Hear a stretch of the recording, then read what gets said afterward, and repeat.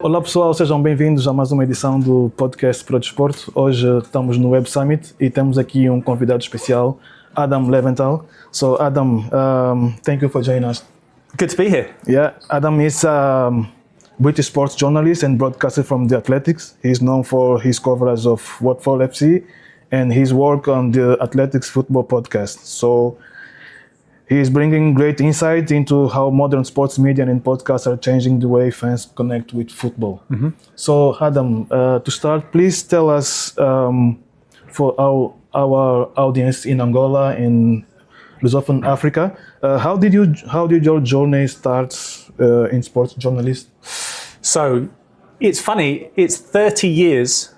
It's hard to believe that it's 30 years. Look how young I look. But it is 30 years since I started, and I don't know if it's the same in Angola, but in England where I grow up and where I live, you do work experience with, and it's somewhere in an industry. And I had my first work experience at a radio station called Capital, which is a big London radio station, when I was 15 years old, and I stayed there for 8 years in the end, and I worked my way up when we used to cut tape with a razor blade and use a reel-to-reel machine, starting in production. Yeah, it was a long time ago. And then I started doing on-air stuff, so broadcasting when I was sort of 16, 17, 18. Then I went to university, carried on working on football matches around the place that I was at university at. And then I joined Sky Sports in 2003. Stayed there for 16 years. I covered cricket for 5 years. I then became a presenter, and I just sort of gradually worked my way up. And then I joined the Athletic in 2019. As you mentioned, I initially was just covering Watford, and now I cover bigger issues, broader issues, geopolitical issues that cross over into sport, and we do that via the audio documentaries that I do predominantly now. So yeah. Good. You are now, let's say, a specialist in storytelling. Yeah. Tell us, what defines great sports storytelling today, in an age where audience consume more, focus on less? Yeah, it's interesting that, because it is you're right, the attention span of an audience on the whole is considered to be a lot shorter. We scroll through our phones, we move on. It's all very quick. Social media. Social media obviously feeds into that. The fact that everyone, or most people, can get what they want when they want it. You don't have to. In the olden days, when you were watching TV, if there wasn't anything on, you'd have to wait for something good to be on. You can't just press, right, I want to watch this and I want to watch it now. However, I think that there is certainly a place for longer form storytelling, because I think people sometimes do want to relax and do want to really get into a subject. And that's something that the Athletic does a lot. We do, deeper dives, written articles, but also where I come in is doing bigger investigations or bigger features on various different topics. So for example, for an African audience in particular, I went to Guinea, I went to Nazera Kore after there was a horrible stadium disaster there. We covered the situation with the Sudan football team not being able to play at home due to the war in Sudan, but also the fact that they were doing so well at the time, qualified for AFCON, and they were on the fringes of qualifying for the World Cup. So broader issues that wouldn't necessarily be covered ordinarily. So it's been nice to look at a whole range of different topics, and I think people appreciate that, going back to your original question. Cool. Yeah. You have just released the new audio documentary on illegal streaming. Can you tell us what inspired the project and what listeners can expect? Yeah, it's a big issue, this, and it's a global issue. It was, and I mentioned it in the documentary, that it was described to me, the illegal streaming issue, as being like an onion, that you take away one layer and then you have another one and then another one and then another one. And also, if you cut into an onion, sometimes it can make you cry. It's a really difficult, complex issue. But we initially went into it because we knew that there's a huge audience that are consuming illegal streams. And we wanted to find out the reasons for that and then analyse the issues. And we broke it down into 3 different pieces. The culture, so we analysed who's doing it, why they're doing it. The criminal background to what lies beneath the funding and some of the more murky stuff that's involved in illegal streaming. And then also the crisis, looking at the future, what it means for the finances of football, especially some of the big leagues. They're very much pinned to their media rights and the sale of media rights. And trying to find out whether there are solutions that haven't been done yet, making it more equitable for consumers. So yeah, we do all of that in 1 hour. So there's a lot to consume. But yeah, that's why we did it, and it is out now. And I hope people enjoy it. The comments are interesting. The comments on the articles and the podcast are interesting because it's a topic that really gets people angry, because they think about the big leagues, the big money, and why should we, be paying £80 a month or whatever it is when there's so much money in the game. And I think that I understand that frustration from fans, but we try and have a balanced view and represent all sides. Okay, good.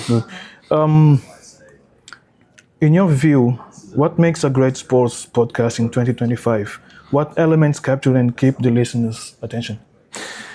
I think telling people something that they don't already know, obviously, taking them on a journey with you. So making sure that you have that buy-in from the listener to start off with, that you're telling them a story or potentially going to tell them a story that they don't know, but also that they care about. And trying to do that in as creative way as possible. Not expecting the listener to know every minute detail, or at the same time care about every minute detail, trying to pick out the things that are going to strike a chord with the listener, and trying to also, this isn't necessarily what I do myself, but making sure that the sound design, the actual audio experience for the listener is also evocative, and make sure that they are enjoying that journey that you're taking them on. And I think it's also important, and this is something that I hope comes across in the work that I do with The Athletic, is it takes time and it takes effort to, like you guys, you travel around, you go and do interviews with lots of different people. Yeah. You want to hear lots of different views from people, and that's what we try and do. So if we can go to the location where that story is happening. So for example, with the Guinea story, I went to Nazera Kore and I went to meet the people. I went to see the stadium. I touched the sand, the turf, everything. I saw what happened.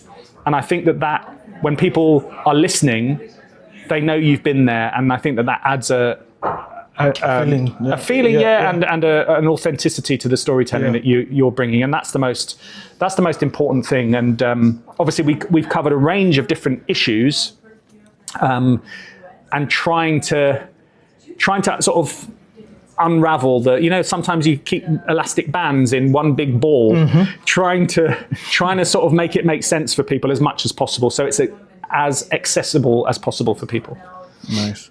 In Africa and particularly in Angola, the sports podcast scene is still emerging. From your experience, how can podcasts from this region make a real difference or attract global attention? I think when it's an emerging market, I think the importance is, as I mentioned before, if you're hearing voices that really care about a topic, whether that's the big local team or one of the big teams in the country, if you can have a panel of guests that really care about that team and can really express their opinions, then fantastic. If it's about the national team and their journey, then you want to hear from people that have been there and experienced it. And, you've spoken to, former coaches and things like that of the Angola team and all that sort of stuff. So it's about having people that really care about a topic. And I think that then comes across. And from that, I think once people start to listen to someone that they know cares about the topic that they have come to listen to, then you can start to branch out and actually take them on different journeys, more sort of investigative stories. And and really hold the hand of the audience member, and then you can keep going, because that's the connection, and that's where I started in radio. The connection with the listener in audio form is quite I don't know, it's a very close thing, because you're in their head. You're all there together, and you're also asking the audience member to visualize what you're talking to them about as well. So it can be a close connection, and I think if people can build those connections and show that authenticity and that care, then it's something that can grow in different forms and go down different roads. Yeah, I see. Nice. What advice would you give to young creators here who want to tell authentic local sports stories with limited resources? Yeah, I think the ease at which people can do that nowadays is a lot easier. And I know not everyone has access to the ideal smartphone that they would like, but many people do have access to a camera via their phone. Yes. And that's all you need now. It's completely changed, that you can go and tell a story at a local level that's just you and your phone, or you and your friend's phone if you haven't got that phone, whatever it is. Yeah. And I think people also appreciate the roughness of user sort of driven content. And it's authentic. The authentic side of that is what people expect. You look at TikTok as a platform, for example. Mm-hmm. I was listening to something the other day, and the algorithm appreciates it when it's a little bit more real, rather than too curated and too sort of neat and tidy. It doesn't really agree with that. So you can very much just get your phone. If there's something going on, go and live it, go and breathe it, and go and tell people what's actually happening. And I've sort of spoken to students over the years at universities and things like that. And I always said to them, look, be your own channel. You're the one that can go and meet the politician that is, having their local surgery and speaking to the local community, or the guy that's come to sign some books that he's just written. Mm-hmm. Go there, go and speak to them, go and start to generate your own material. Go to the local football stadium, go and speak to your favorite player. Even if they're not accessible, go to the third tier guy and start to learn your experience and do that. And I think that there's great opportunities now for people to be creators, and I would urge anyone that if you've got a passion for it, go and do it, because you very quickly, if you're on the spot in a situation that is a story that is maybe some sort of big news issue, I don't want to say a tragedy or whatever, but if you're on the spot for a big news story, that story might go viral, and it might be the moment that people go, wow, I want to speak to that guy. You might have news agencies from England saying, right, we need to speak to that guy. And it's very accessible. You go to their social media, say, can we speak to you? Yes, right, go. It's easy. Not easy. It's not easy. I'm not saying it's easy. It's not easy. But it can. Something can just catch light, and it can go quickly. Yeah. I have a curiosity now. Football coverage in the UK often revolves around a few big clubs, especially Manchester United. Yes. Why do you think they continue to command so much media attention? Oh, wow. By the way, I'm a Manchester United fan. So. Well, maybe a few weeks ago I would say commiserations, but it's starting to turn now. It's looking a bit better. Rúben Amorim looked as if he was on the way out, but he's steadied the ship a little bit, and things are heading in the right direction. Yeah. I think that's the point. Manchester United over the last couple of years has been like a soap opera, where people have been watching and going, oh, what is going on? Mistake after mistake, players, feuding with each other, the dressing room, the atmosphere being toxic, the takeover of the club, hope for a new future, then the disappointment when it didn't seem it was going in the right direction. At any club, that would have been interesting. But then obviously, because it is Manchester United, it's the biggest club in the world, or one of the biggest clubs in the world. And people always like to see a big gun, if you're not a Manchester United fan, suffering. So that's always going to be interesting. If you're a Liverpool fan, or you're a Chelsea fan, or an Arsenal fan, or whoever, you're going, well, I hope they keep going down. But I just think that that's just the nature of the beast when you have a big, huge institution like Manchester United. You know, they were finishing what? They finished 15th last season. Was it 15th? 15th. You know, got to the Europa League final, but it was such a disastrous season. And I wouldn't say that people now are almost following the redemption cycle, and actually not many rival fans would like them to keep going up. But it is also interesting on a human level. Rúben Amorim seems like a decent guy. A good guy, so you're sort of thinking, well, yeah, I like him. So hopefully on a human level, I hope he does well. I think lots of people like Brian Mbeumo. So yeah, cool. I like that. Great. Matheus Cunha coming in. Yeah, he seems like a nice guy. Seeing the redemption arc of Harry Maguire, for example, who was on his knees and, you know, everyone was ridiculing him. For him to actually be playing a part again, I think that's cool. So it's just fascinating, but don't get carried away. Because this is Manchester United in this era, step by step, exactly. Which is a weird thing to say about Man United, you know. It was always them on the top, dominating, and everyone was looking up to them. And now they're having to reinvent themselves a little bit, and I think that's also a fascinating element to it. Speaking in Manchester United, when Rúben Amorim signed for Man U, the Athletic made a news. How can I say? They spoke about. They didn't know much about the Rúben Amorim stuff, so they found an interview that we made with Adélio Cândido last summer, and they use it as a source of the news. Oh, well, there you go. It was very interesting when we saw that. We said, wow, we are in the Athletic. Yeah. Oh, that's cool. Yeah, and they mentioned us. Yeah. They put a picture of us, and it was fantastic. But that's an example, isn't it? Like we were saying before, that if you do your work and you're respected in with your own audience, sometimes that can then be amplified by, you know, someone else coming in, and I'm glad that we gave you the respect that you deserve. I was fearing that you were going to say they stole our stuff, but it's good that they did it all by the book. That's great. But it does just show, you know, from, you know, younger creators to position that you're in, your own channel and all that sort of stuff. You know, if you do good work, then your peers, me to you, will respect that, and hopefully that then builds to the next step and the next step. Yeah. Finally, how do you see the future of sports journalism and podcasting evolving in the next decade?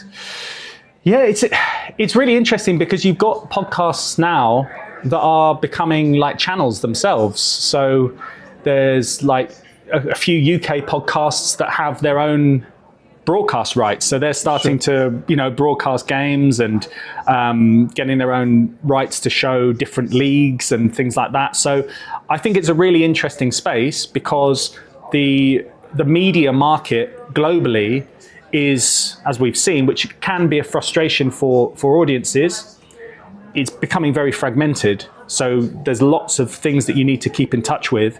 I think it's becoming fragmented because the audience is dictating that they want to be able to consume things on different platforms. So like TikTok showing live games or highlights or whatever, and it being a lot more sort of direct to consumer via their phones. I think it's encouraging, but it also means, right, I'm not sure how what the path is, and how more traditional sort of broadcast routes like linear TV and streaming platforms, how that all comes together that will keep the fans happy. Because I think fans just want to be able to watch the game where they live. So if you've got an iPad, or if you've got a phone, or if you're an older dude and you just want to sit back and watch the TV. So I'm interested to see how it develops, but that's podcasts sort of becoming part of that market. In terms of the storytelling, I think that's hugely popular now, and I think that will continue to go on. I think people like the human connection that they get from people talking to each other. That obviously then feeds into people watching people talking to each other via podcasts and video podcasts. But I think also the storytelling, which I'm involved in, if you can get a good story and one that will captivate an audience, I think that will always be popular. You're right, from back when people first started writing books. Yeah. If it's a story that people can engage in, whatever format it is, then I think there will always be a place for it. And hopefully people will have the attention span to listen to 20, 30, 40, 50 minutes rather than going 3 seconds and off. That's my hope. Yeah. But yeah, I'm optimistic for that. There are some podcast channels that are evolving to broadcast TVs. Now I'm remembering a Brazilian one. Yeah, they've got. Yes, they have. They now have rights, don't they? Yeah. Yeah, and it shows how it can develop very quickly because they have an audience. They have. If you can grab your audience, then you become a platform yourself. You become the channel that people want to engage with. And I mean, we saw it with someone as a Manchester United fan. I'm sure you're familiar with Mark Goldbridge, who has now got Bundesliga rights on his own platform, and he's made that his own. So it just shows that if you can build your own audience and they have a connection with you, then other people will want to plug into that. Yeah. So yeah. Okay, Adam, thank you very much for. No, I appreciate it. It's been good to talk. Share these insights with us. Yeah, no worries. Thank you. Okay, Cheers, dude. Thanks a lot. Yeah.